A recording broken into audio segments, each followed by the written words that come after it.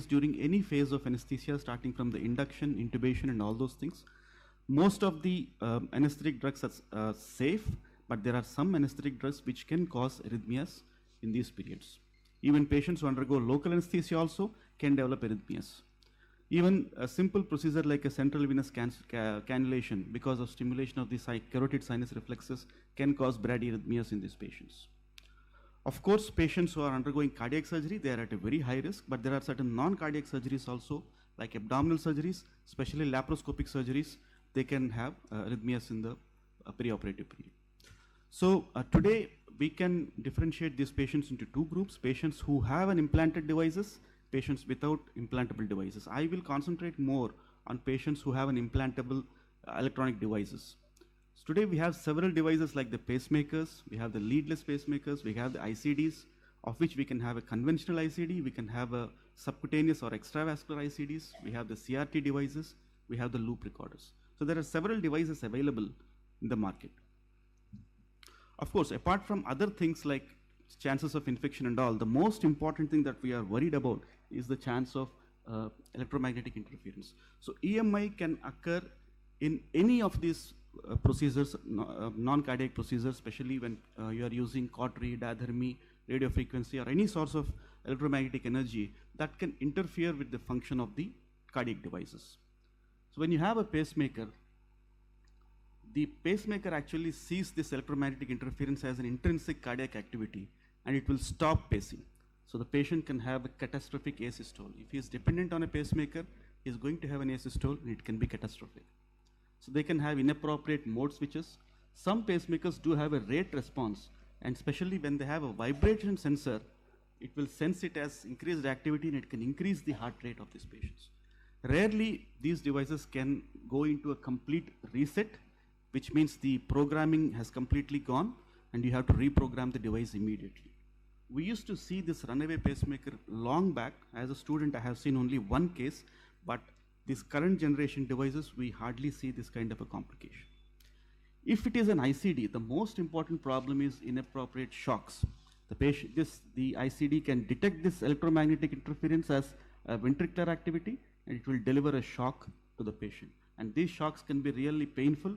Patients can move during the surgery, and if you are at a critical point in the surgery, any movement in the patient movement will lead to complications. So even the subcutaneous ICDs or the extravascular ICDs that are available, they can give inappropriate shocks because of myopotential oversense.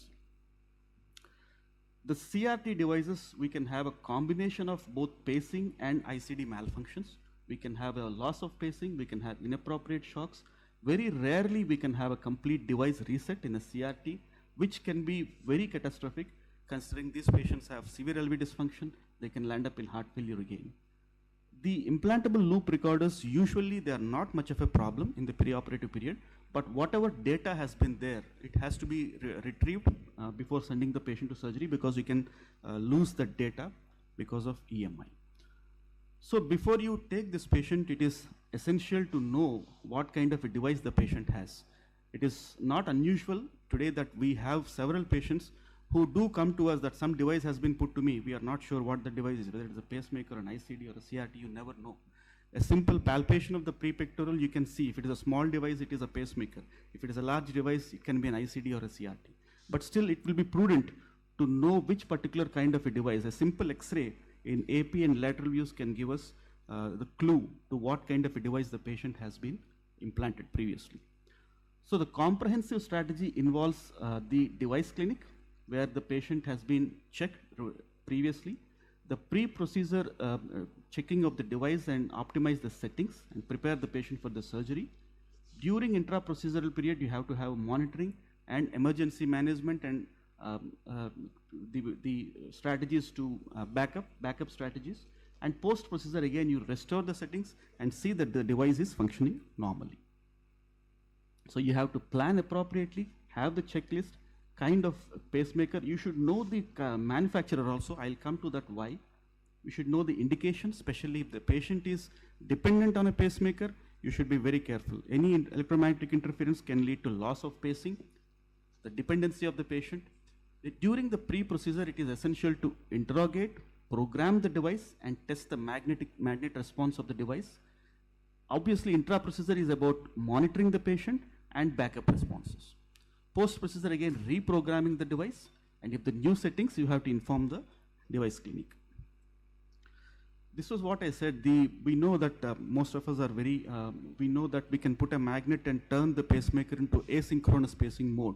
But how will the pacemaker respond to a magnet? It depends on various companies. In the sense, different devices and different manufacturers have different magnet response. So it is essential to know which particular device and the company also to know what is the appropriate response. Because if we don't know, you will not be able to tell whether the device is functioning normally or not. So a practical strategy in this patient is, if you have infra-umbilical surgery and the device is far away, you can just proceed. But if you have a supra-umbilical surgery and the device is nearby, you see whether it is a defibrillator. If it is a defibrillator, just disable the ICD therapies. And if the patient is dependent on pacing, you have to have a backup pacing therapist. If it is not a defibrillator, it's just a pacemaker. If the patient is dependent, you switch on to asynchronous pacing mode and send the patient for surgery. If he is not dependent, it is probably safe to send him without any programming. Apart from the programming of the devices, there are certain strategies that we have to use to prevent electromagnetic interference. When you are using a cautery, keep the current path away from the device, as far from the device, at least 15 centimeters away from the device. Use bipolar cautery whenever it is feasible. Whenever you're using unipolar cautery, limit to less than 5-second pulses. Avoid whole body return electrodes. Let me emphasize this. A device with a low battery increases the risk of current intrusion and increases the risk of electromagnetic interference. Keep the magnet ready and know the magnet response of various devices and various companies also. You have to have the device program always. It is advisable to keep it in the OR or near to the OR, and be ready for backup pacing, transcutaneous or transvenous. This is extremely important if the patient is dependent on pacing. If it is an ICD, apart from switching off the therapies, keep a magnet, but remember that the magnet can switch off the therapies, but it cannot go into asynchronous pacing. Backup pacing may not be available if it is an ICD. So you have to be prepared for having backup pacing strategies. When you use external defibrillation paddles, make sure that these paddles are far away from the device, at least around 7 to 8 centimeters away from the device. Especially anteroposterior paddles should be used in these patients. And leadless devices, we have quite a good number of patients with leadless pacemakers now. Remember, magnets don't work. You have to program the device prior to surgery. So these are the current guidelines that we follow. If we have a transvenous implantable device, if it is an ICD, you just have to reprogram if the patient is dependent on a pacemaker, we reprogram to a asynchronous mode and disable the ICD therapy. If not, just use a magnet. If it is just a pacemaker, if the patient is dependent, again, use a magnet or reprogram to a asynchronous mode. If the patient is not dependent, you just need to have a magnet standby and monitor the patient. Even for non-transvenous devices like a leadless pacemaker or a subcutaneous ICD, we have certain recommendation. If it is a subcutaneous ICDs, if the EMI is above the groin, it's very near to the ICD. Remember, it is a groin here because the subcutaneous ICD is much lower as compared to routine conventional ICD. You have to switch off the therapies if it is very nearby. Otherwise, if you think it is far away, no intervention is needed. For a leadless pacemaker, it is mandatory to program the device to asynchronous mode if the patient is dependent on this thing.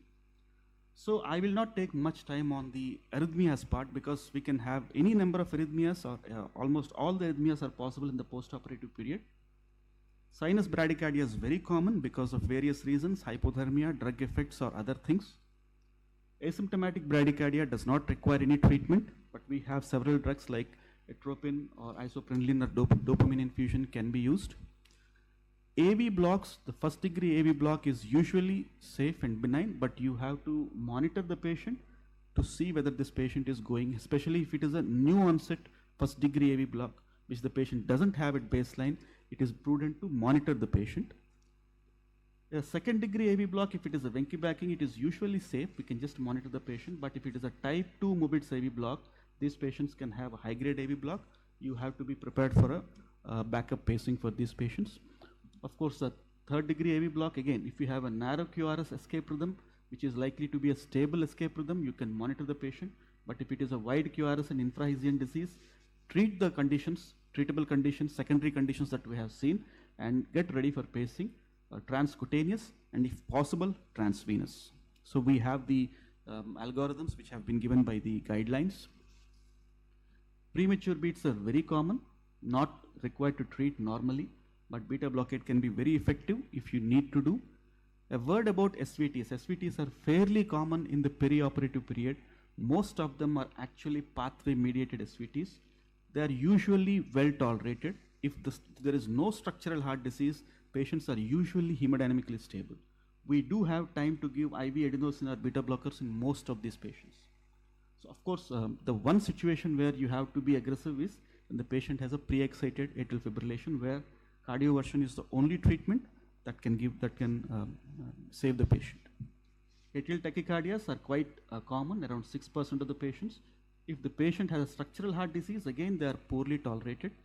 You can consider beta blocker or class 3 antiarrhythmics in these patients. Flutters, we can see flutters in such patients. Most of these flutters are patients with structural heart disease. We have a very rapid atrial rate, but mind you, the only problem that we are going to face is when the patient has a 1-to-1 AV conduction with a flutter. That is a situation where we have to be very aggressive and control the flutter on table.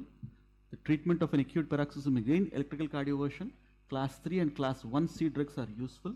Other things like beta blockers or calcium channel blockers can be used for rate control. AF is a frequent problem. I think among elderly patients and patients who have structural heart disease, the most common rhythm disturbance is atrial fibrillation. Many patients who undergo CIBGs and other cardiac surgeries, they have almost 60% incidence of having atrial fibrillation. Post-operative atrial fibrillation is pathologically slightly different from other forms of atrial fibrillation. Control of ventricular response is essential. Class 3 antiarrhythmic drugs are useful and effective. Amiodarone is quite safe, especially in patients with structural heart disease. In patients with structural heart disease, we cannot give class 1C antiarrhythmic drugs. And of course, if the rhythm is unstable, cardioversion is the treatment of choice.